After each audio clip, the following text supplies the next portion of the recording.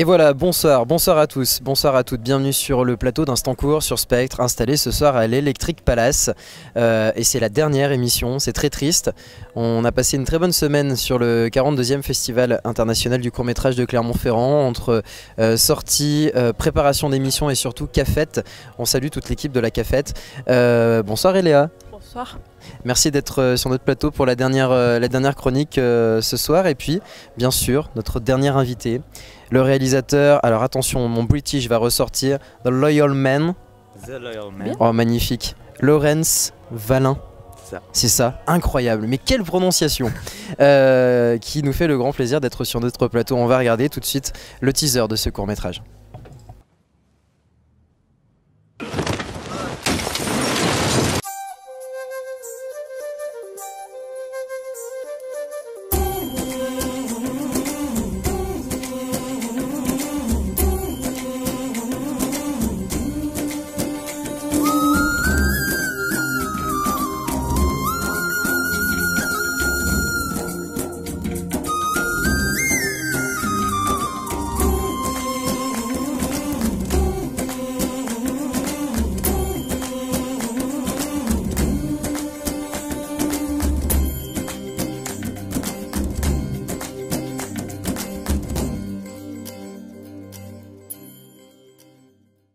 Donc ce court-métrage The Loyal Man avec la petite fiche que m'a préparée Oran qui bien évidemment est parfaite sur ce festival du court-métrage comme le reste de l'équipe.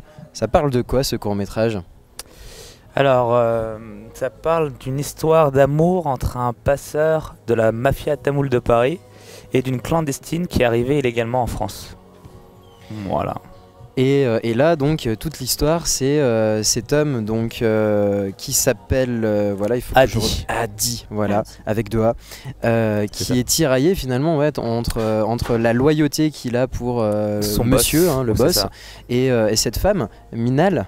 Exactement. Et c'est ça en fait l'histoire hein. En fait c'est vraiment ce côté où ce garçon qui travaille pour monsieur depuis un certain moment, qui ne vit que de son travail de justement conduire des clandestins et travailler à l'épicerie, et à un moment donné l'arrivée de cette fille va venir bouleverser un peu son quotidien et remettre en question sa loyauté envers monsieur.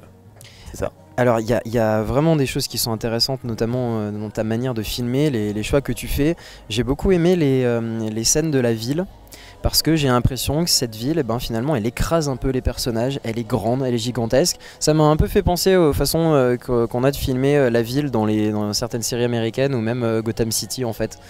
Est-ce que tu t'es inspiré de ça? Enfin, c'était voulu cette façon de rendre la ville, le gigantisme de la ville? En fait, pour moi, dans l'idée, c'est de...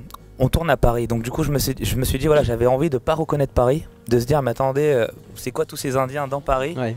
Et donc de changer un peu ce côté-là, ou se poser la question quand on se retrouve dans ce quartier-là, de se dire, on est vraiment à Paris?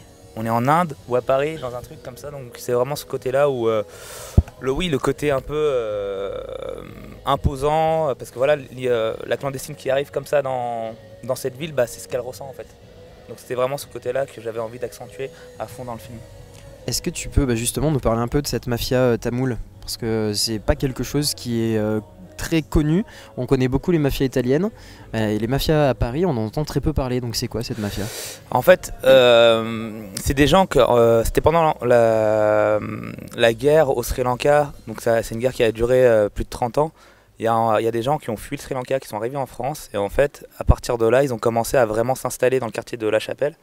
Et en fait, il y a vraiment la communauté qui a commencé à collecter de l'argent pour envoyer au pays, pour justement aider les personnes qui étaient là-bas. Et donc il y a vraiment un réseau de clandestins qui s'est formé pour faire venir toutes les personnes du Sri Lanka ici en France. Donc du coup il y avait une grande vague d'immigration dans les années 90 et qui a suivi comme ça jusque dans les années 2000.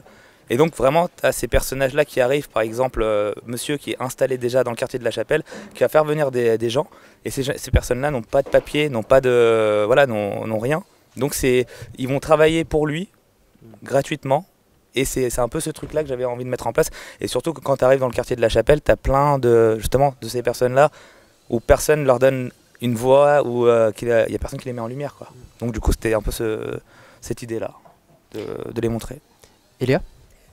Moi j'avais une question absolument très simple, juste pourquoi du coup un tel sujet? Qu'est-ce que c'est ton rapport à cette histoire ou à cette problématique?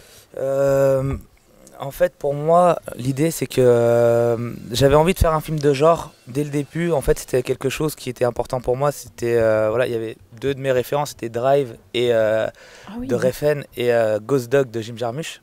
Donc c'est un peu j'ai un peu mélangé ça. L'idée c'est d'avoir justement un côté divertissant dans le film, mais tout en ayant un côté politique. Et pour moi, les Tamouls en France, personne n'en parle. C'est une communauté qui est très peu visible dans le cinéma. Et donc pour moi, c'est ces histoires-là dans lesquelles moi j'ai grandi et j'avais besoin de les raconter. D'accord, ok. J'ai répondu à ta question? Ah oui, absolument. Ouais. Il y a un gros travail qui est fait dans le film sur les regards. On lit souvent les expressions sur le visage des personnages, y compris sur le personnage principal. Est-ce que tu peux nous parler un peu de ce travail sur les regards que tu as fait? Oui, alors en fait, l'idée c'était, voilà, je voulais faire une histoire d'amour, mais je voulais pas je voulais une histoire d'amour très pudique. Et dans Drive, on a justement ça, ce côté où tu as deux personnes qui se retrouvent à un moment deux personnes seules qui se retrouvent à un moment donné et qui s'entraident pour justement sortir de leur galère. Et donc c'était un peu ce truc-là, et je me disais, voilà, moi j'avais envie de juste avoir que des regards, mais juste ça. Donc il y avait des moments comme ça où pendant chaque prise on se regardait avec l'actrice, où on faisait plusieurs regards, et nous au montage après, à partir de là on a vraiment construit ce jeu de regard tout le long du film, pour avoir ce truc où pour moi le spectateur doit se dire dans tout le film, mais c'est quand le moment où vous allez vous mettre ensemble. Et en fait c'est pour moi dans l'idée, c'est à la fin du film où peut-être il y a une histoire qui commence. Mais c'est vraiment un truc où c'est un amour naissant. Attention, parce que là, ton micro, il va partir, oui. là, si ça oui, continue. Oui. C'est un amour naissant. C'est un amour naissant, quoi. Ouais. Voilà. Et Léa? Moi, j'ai remarqué une certaine comparaison quand même à l'animal, entre l'homme et l'animal. Déjà en commençant par le personnage principal qui a été bien dressé, c'est dit, hein, par le mafieux depuis ses 8 ans. Quand il fait bien les choses, il a une petite caresse dans le cou. Tout ça. En plus, il a appris à être hermétique à tout ce qu'il voit. Donc vraiment, il est bien dressé. En plus, il a ce bâton de réglisse un petit peu tout le temps dans la bouche, qui sa manière d'endurer tout ça. Et en même temps, aussi le bâton du chien, je trouve. Et c'est souvent va chercher machine, va chercher machin. Il y a aussi ce moment qui m'a assez marqué dans la boucherie, où il y a un plan sur une carcasse qui est en train de se faire découper. Et le monsieur, donc le mafieux, il arrive, il dit au boucher, comment il dit? J'ai un mort pour toi. Et l'autre, il dit, ah, ils sont tout contents, super, ils peuvent faire leur business, leur marchandise, là. Et je me dis, c'est tous les deux des marchands de carcasses. L'un, c'est dans la viande animale, et l'autre, c'est dans les organes de clandestins, tout va bien. Enfin, voilà, et je voulais savoir comment tu avais pensé un peu ce rapport-là. En fait, très vite, je me suis dit que j'avais envie d'un rapport maître-chien.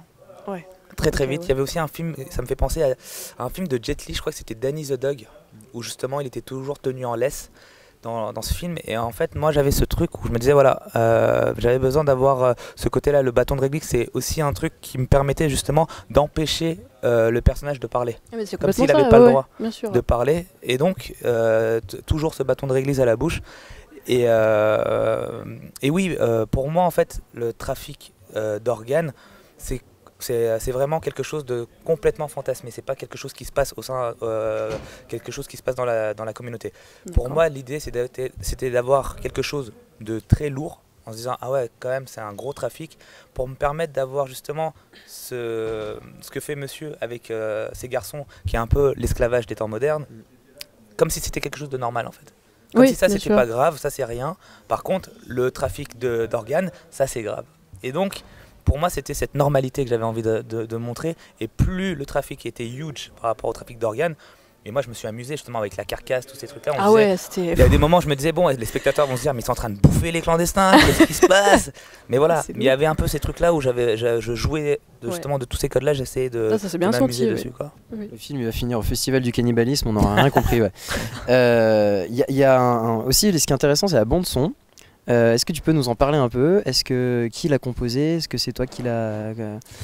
Alors la musique originale c'est Eric Benz, donc c'est le compositeur de Clément Cogitor. J'avais vu Braguigno je crois il y a, je crois il y a 2 ans, quand Ouais. j'étais en compétition avec mon premier court-métrage à Clermont-Ferrand. Je l'avais vu à ce moment-là, et en plus Eric Benz avait eu le prix de justement de la meilleure musique originale. Sur le film de Cogitor. Ouais, Ouais, exactement. ouais, il y a 3 ans.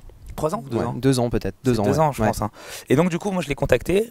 Et en fait, j'avais très vite j'avais envie d'avoir justement un compositeur européen pour justement avoir vraiment moitié voilà, européen, moitié tamoul. Et donc, du coup, après, toutes les musiques qu'on a qui sont tamoul, c'est vraiment des musiques qui sont tirées de films voilà, que j'ai connus, qui m'ont marqué et que j'avais envie de mettre dans le film. Pour justement mettre dans cet univers, dans cette ambiance qui est assez colorée, et ça donnait ce rythme-là au film aussi. Voilà. Bon, bah, moi j'avais une dernière question aussi. Dans tout ce drame et ce contexte un petit peu lourd humainement, hein, je trouve qu'il y a quand même une forme de beauté quelque part qui nous laisse un peu respirer. On voit, voilà, il y a des couleurs, il y a une certaine lumière, un certain espace. Il y a du chant, enfin il y a de la danse à un moment, il y a des feux d'artifice. Il y a un peu de joie de temps en temps. Et je trouve que ça donne beaucoup de densité du coup au contexte. Et je voulais savoir si tu avais pensé une esthétique ou un ton particulier à l'avance, ou si c'est venu progressivement. Non, en fait, le film, il y avait vraiment un truc doux et amer. Pour moi, il y a un truc comme ça. Quand on regarde le film, on se dit il y a une douceur et en même temps, il y a une amertume. Et c'est ce qui, à la fin de la projection, à chaque fois que je regarde le public, il y a un truc où on se dit waouh, c'est quoi ce truc, la vie elle est dure. Et en même temps, tu te dis il y a quand même quelques moments de douceur qui arrivent avec les jeunes.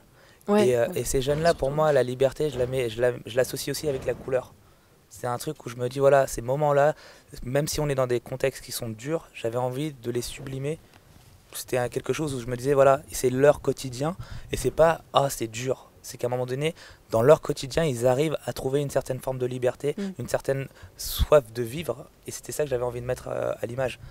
Et dans le mood board de ça, on avait des références comme Les Promesses de l'ombre. Ah oui. Et c'était des trucs un peu sombres. Ah, complètement, ouais. Très sombres. Et en même temps, je voulais contrebalancer ça avec vraiment des trucs un peu pop, que ça soit Spring Breakers d'Harmony Korine, Okay, où oui, justement il y a un truc très flashy, et voilà, ça c'était vraiment ce truc où moi j'aimais bien être à l'image. Bah c'est super de ne pas être tombé trop dans l'un ou trop dans l'autre, et du coup une espèce d'équilibre qui nous tient bien. Et je trouve que ça donne vraiment de l'ampleur à tout ça. C'est pas juste plombant ou juste léger. C'est bien équilibré, c'est super. Merci. Bon, The Loyal Man, c'est un court-métrage, mais c'est un moyen-métrage en fait. Et là, il y a un long-métrage là, dans les bacs. Là. Oui, il y a un long-métrage, c'est toujours dans la communauté tamoul de Paris. Là, cette fois-ci, ça va être vraiment un jeune qui a fui le Sri Lanka quand il était gamin. Il arrive en France très jeune, et en fait, il grandit dans la culture française avec sa grand-mère. Et il devient policier. Il devient policier et il est muté à Paris. Et à Paris, on lui demande justement d'infiltrer les gangs tamouls. Et en infiltrant les gangs tamouls, en fait, il va découvrir une culture qu'il avait reniée, qu'il avait mis de côté. Et en fait, il va avoir vraiment une crise. Ça va être vraiment le trouble identitaire. Et donc, c'est ça que je vais explorer à travers le film d'infiltration. Ça va être un peu. Dont le nom sera.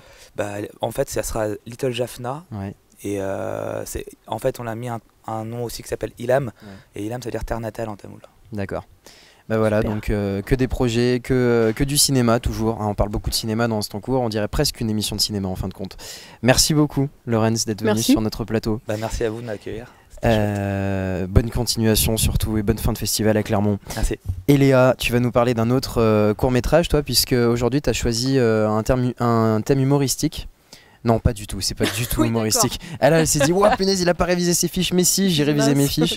C'est Qu'importe si les bêtes meurent. Oui, pour rester un peu dans les bêtes. Et ouais, pour rester un peu dans les bêtes. Un court-métrage franco-marocain dont on va regarder la bande-annonce, le teaser tout de suite.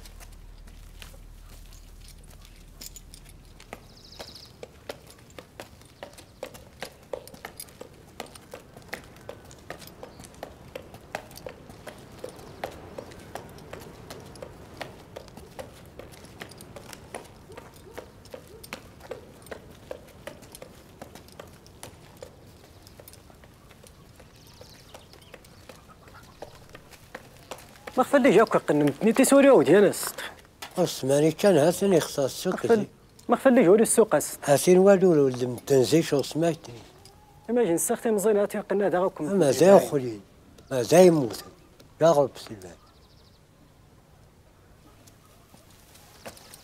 اي اصفى خالد واخي اصفى جنة يا اخي تي جنة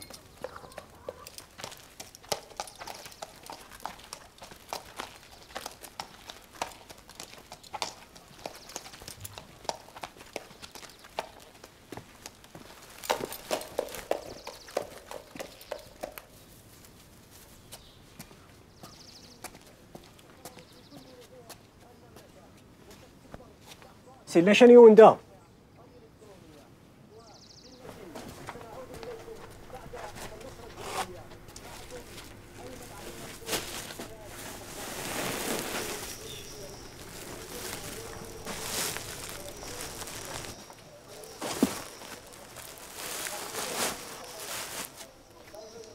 تسوالي شادا داس نخلص مش دوسو تا قلنا ورنا غاش خلصها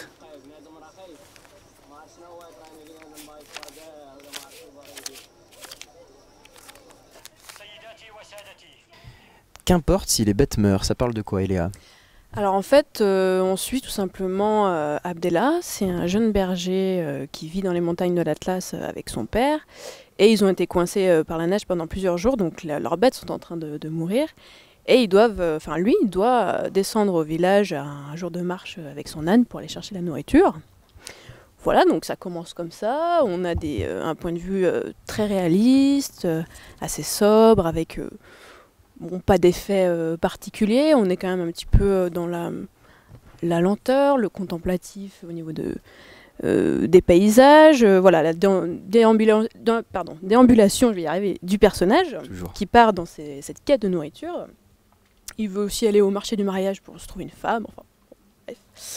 Et en fait, l'histoire prend une tournure un peu étrange quand il descend à ce village et quand le village est désert. Et on était dans un rythme un petit peu lent, un petit peu linéaire. Et là, il y a une espèce de... On est suspendu dans le temps, on ne sait pas ce qui se passe, on sait qu'il y a un problème, mais on ne sait pas quoi. Et le film se déroule, on comprend à peu près quel est ce problème. Et là, ça reprend un rythme un petit peu plus urgent. Et tout est dans ce titre, en fait, qu'importe si les bêtes meurent, c'est que... Bah, en fait, si, c'est important, c'est quand même grave, si leurs bêtes meurent, c'est quand même des bergers. Mais il y a un autre problème, il y a plus important. Et du coup, cet autre problème survient, et ça prend une tournure, comment dire, à la limite de la science-fiction et du paranormal. Donc c'est très étrange, il y a vraiment deux temps dans ce film. C'est hyper inattendu. Et en fait, je trouve que ce qui est intéressant, c'est que c'est un point de vue qui change, parce que dans le paranormal, on a souvent, je trouve, le point de vue des riches, les États-Unis, l'Europe, voilà, San Francisco, Paris, les médias, qu'est-ce qu'ils en pensent, les scientifiques, tout ça. Et on n'a jamais les points de vue des pauvres, en fait, du pauvre berger au fond de sa montagne en Afrique, voilà, qui doit se débrouiller. Quelle est la conséquence sur les croyances, en plus. Voilà, je ne peux pas en dire plus, parce que c'est vraiment... c'est particulier, je ne veux pas spoiler quoi que ce soit. Vraiment, j'invite tout le monde à le voir, parce que c'est encore du jamais vu, je trouve. Ce court-métrage d'Alaoui Sophia, donc qu'importe si les bêtes meurent, en compétition au festival du court-métrage de Clermont-Ferrand. Le festival qui continue jusqu'à samedi soir, mais aujourd'hui se terminait le marché professionnel. C'est là où se déroulent notamment les transactions chaque année sur le marché du court, le plus grand marché de films courts au monde. On regarde le reportage préparé avec Kevin et Romain. Alors, on vient représenter l'INA et ses activités, et en particulier deux activités qui sont la formation professionnelle et l'autre partie que je représente qui est plus la vente des extraits et qui sont utilisés aussi pour les courts-métrages. Et en particulier présenter INA Media Pro, qui est vraiment la possibilité pour les réalisateurs d'avoir accès à tous les fonds numérisés de l'INA. Il faut juste savoir que c'est un rendez-vous important, puisque on vient valoriser, je vous ai dit tout à l'heure, la politique qu'on met en place en Normandie en faveur du cinéma et plus particulièrement du court-métrage ici.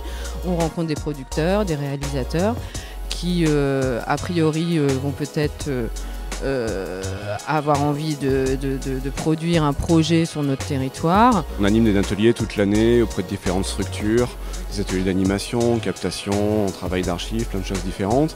Nous on est là en fait pour présenter un projet qui s'appelle les Studios Pop-Up, qui est un projet qu'on développe avec l'association Sauf qui peut le court-métrage, qui est organisatrice du Festival de Clermont, où l'idée en fait c'est d'animer des ateliers où on se concentre vraiment sur la pratique de l'animation, où on met de côté tout le côté création de scénarios, création de maquettes, de personnages, de décors, où vraiment on se concentre sur comment on produit du mouvement, comment on travaille les accélérations, les ralentissements, et on travaille beaucoup sur le vocabulaire du cinéma aussi. Je suis le directeur d'un festival de court-métrage qui est itinérant en Corse, qui s'appelle les Numed du Film Corse, les Nuits méditerranéennes du court-métrage, qui a pour but bien évidemment de promouvoir l'émergence à travers le format court. Et surtout ici, notre présence à Clermont, c'est qu'on a présenté pour la première fois un programme de réalisateurs cinéastes, donc corse, avec des courts-métrages bien sûr tournés en Corse, avec des sujets très ancrés, très identitaires, afin de préserver un peu nos racines. Et puis aussi, c'est la première fois qu'on a un stand en lien avec la collectivité de Corse qui permet aussi d'accueillir des tournages pour pouvoir tourner en Corse, pour pouvoir développer du court-métrage, du format court. Donc on est très content aussi de cette présence au marché du film, et comme je vous le disais tout à l'heure, aussi de pouvoir créer, de mutualiser nos efforts entre voisins méditerranéens, et c'est pour ça qu'on est marié avec le Maroc et la Tunisie, présents aussi sur notre même stand. Donc à travers ces différentes interviews, on voit bien que le marché du court, qui est le plus grand marché du court au monde, avec des échanges estimés chaque année entre 500 et 800 000 euros, on voit bien qu'il y a une diversité d'acteurs. Il y a des gens ils sont tous là, mais pas pour les mêmes raisons. On a vu donc Lina qui est plus sur un travail d'accompagnement. On a vu voilà, des productions voilà, qui s'engagent avec justement cette visibilité apportée au marché du court, qui s'engage justement à promouvoir par exemple un modèle coopératif. Vu l'effervescence qui entoure le festival du court-métrage de Clermont-Ferrand et le marché pro, avec cette diversité d'acteurs, je pense que le court-métrage en tant qu'œuvre artistique et en tant que produit aussi a de très beaux jours devant lui. Voilà, un magnifique reportage qui permet de mieux comprendre l'économie du court, parce que c'est une économie à part. Pas une très grosse économie, vous avez entendu, entre 500 000 et 800 000 euros de transactions seulement par an. C'est rien par rapport au film long, mais c'est quand même beaucoup. Salut Natacha. Salut. T'es venue nous parler d'un court-métrage de Vincent Poupler qui s'appelle Ce n'est qu'après. Exactement. C'est un court-métrage qui interroge le passage de l'enfance à l'adolescence. On va suivre 4 personnages qui n'ont pas eu une enfance facile. 2 ont été pris en charge par l'aide sociale à l'enfance, une qui a été victime de harcèlement et ensuite qui a décroché à l'école. Et en fait, ce qui est intéressant, c'est que on sent que ces personnages sont enfermés dans leur adolescence et qu'ils ont du mal à en sortir et à entrer dans le monde adulte. Et cet enfermement, il est représenté par un artiste en fait qui emplâtre leur tête. Alors bravo aux acteurs, parce qu'ils ont dû tenir vraiment longtemps dans ces conditions, ça devait pas être facile. Et puis tout au long du film, on voit comment d'un, ils sont enfermés, et de 2, comment ils vont réussir à sortir de ce plâtre qui les enferme. Et on voit une image d'ailleurs, on va vous diffuser une image de ce plâtre qui les enferme. C'est vrai que c'est assez impressionnant. Oui, et puis je trouve que ça symbolise très bien. Il y a une personne trans, et donc je pense qu'elle résume tout en disant qu'elle est enfermée dans son corps. Et pour les autres, c'est peut-être pas le corps, mais ils sont enfermés dans leur esprit. Donc ça représente très bien cette thématique. Alors c'est présenté comme des portraits documentaires. Hein. C'est ça. Donc on est vraiment dans cet esprit-là. Hein. Oui, en fait, on n'a pas l'impression que ce sont des acteurs, on a simplement l'impression que ce sont des personnes qui se sont prêtées au jeu et qui ont raconté leur vie de cette manière-là. Donc court-métrage également à aller voir à Clermont-Ferrand sur ce 42e festival du court-métrage.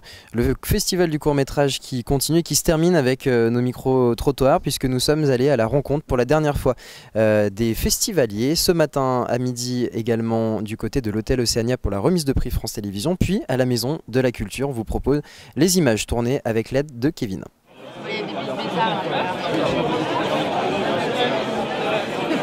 J'ai envie de picoler. Ça va bien? Ça va? Oui, bonjour. Avec le producteur du film Ala 2, bonjour. Ah non, c'est une erreur là. Ah bon? Bah j'ai cru que c'était pour ça le t-shirt moi. Non, mais c'est pas moi. Bon bah merci quand même.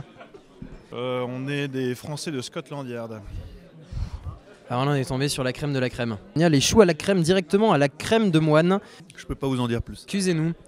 Est-ce que, là parce qu'il y a du champagne, est-ce que vous faites bar à champagne ou uniquement... Pas du champagne, c'est du vin mousseux déjà. Oh putain merde. Je peux pas vous en dire plus. Est-ce qu'il y en a qui sont venus pour la remise de prix? Ah, carrément. Ouais. Que pour qui a gagné?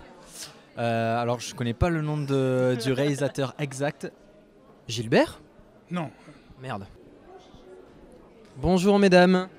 On cherche Gilbert et vous sauriez pas où il est? Qui? Ah, non. Gilbert. Non, je ne connais pas Gilbert.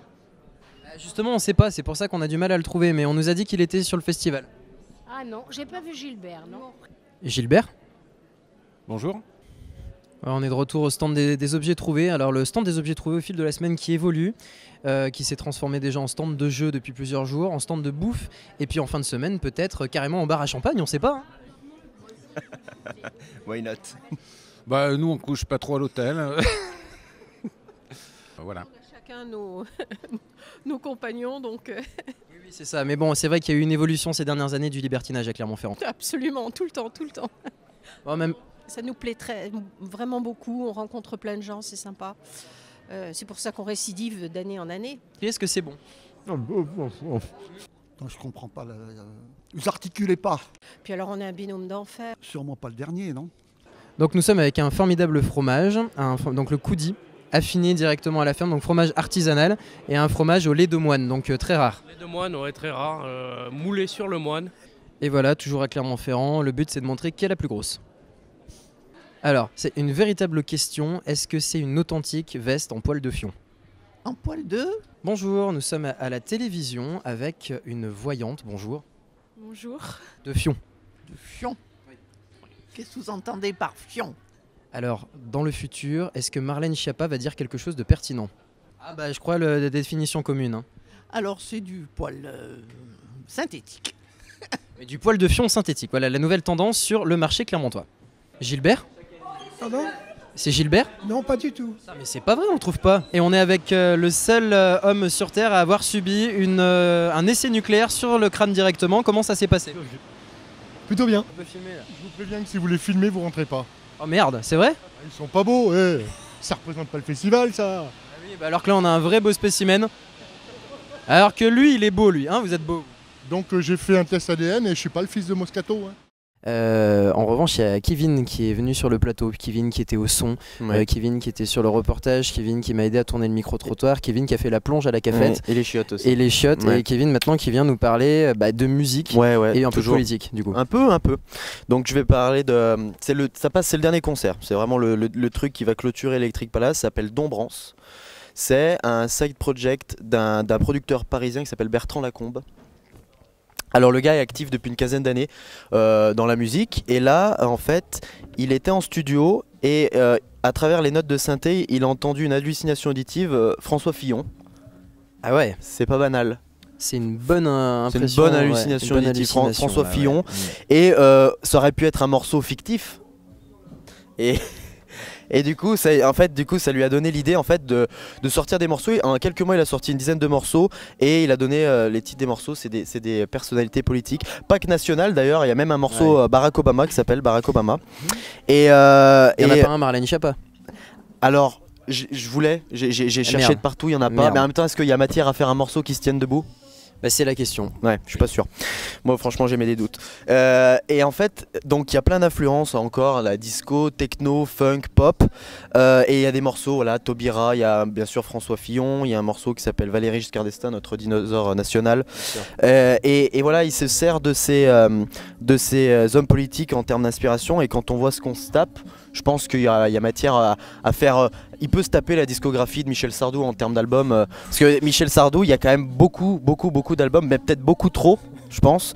Et ce qui est bien, c'est que sur son compte YouTube, le tout est illustré par un graphiste qui s'appelle donc Olivier Laude. Et par exemple, dans l'extrait qu'on a écouté, donc à l'effigie du Premier ministre incroyable qui a été Jean-Pierre Raffarin, il représente Jean-Pierre Raffarin comme Salt Bae. sais, le turc tu sais, qui met du sel comme ça là et qui, ouais. Ouais, Tu vois, c'est pas mal. ouais. Et le truc, Oui, c'est bien, les deux associations ouais, sont bah, sympas. carrément. Et il écrit, enfin, il balance des lettres et ça fait Raffarin. C'est contemporain, j'aime beaucoup. Et ça pourrait passer pour de la moquerie. En fait, non, c'est juste, ça rend un peu la politique funky. Enfin, tu danses sur un morceau qui s'appelle Taubira. Moi, franchement, je trouve ça sympa. Et donc voilà, l'extrait qu'on a écouté, c'est sur Jean-Pierre Raffarin, avec cette fameuse phrase qui dit voilà, j'ai mes rondeurs, mais j'ai mon énergie. Et franchement, on le retrouve dans ce morceau. C'est vrai que c'est un morceau assez rond, mais franchement, ça peut faire. Tu peux bouger sur du Raffarin. Et donc voilà, toujours pas de. J'espère qu'il va avoir un morceau sur Marlène Schiappa, mais j'en doute fortement. Franchement, non, je pense pas. Bon, bah en attendant, on écoute le morceau sur Raffarin quand même, en tout cas. Ouais. On écoute.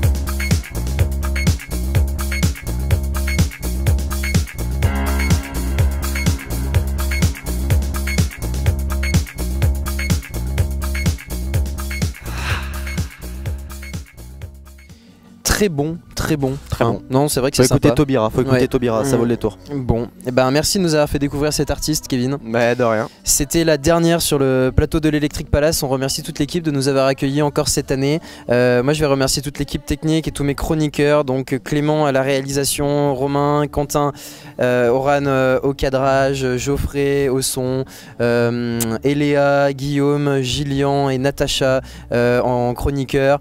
Je crois que j'ai fait un peu le tour. Merci à toi, Kevin, aussi, hein, évidemment. Merci.